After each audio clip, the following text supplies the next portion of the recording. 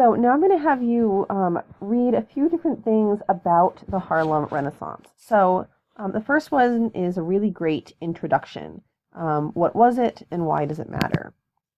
This article is really great because it really provides a good kind of overview of some of the important people and ideas and things that were going on in the Harlem Renaissance. It also has some of these great pictures and photographs of some of the important folks in the Harlem Renaissance, some of their publications, some of the artwork that they are producing, gives you kind of an example of some of the things that they're working on and making. So again, this is a really great kind of introduction and overview about kind of the Harlem Renaissance to get you started after my little kind of brief mini lecture intro.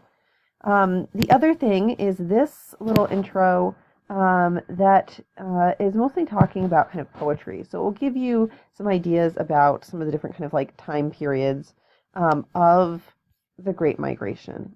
It gives you some of these examples of poems. You can check them out if you want. You don't have to.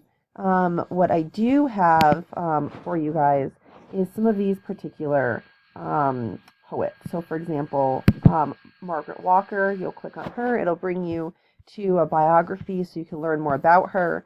All the way down at the very end will be an example of some of her poetry. You can read that poetry. I have certain ones picked.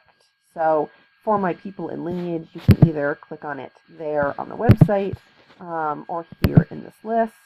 And these are just some kind of highlights, some things that I think are really good for you to kind of look at to get a feel for some of the things that they are saying.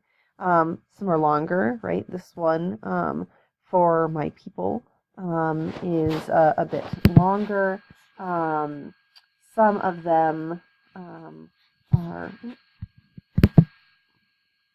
much opened up in here. Here we go. Are shorter. Harlem, for example, What Happens to a Dream Deferred is very short. So I want you to go through, read about these poets, these artists, see these examples that I've selected.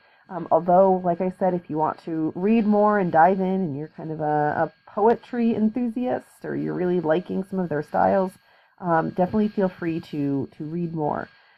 Be thinking about what overall themes you see, what are the kind of messages of the poems, maybe how do some of the poets differ from each other, or how are they similar?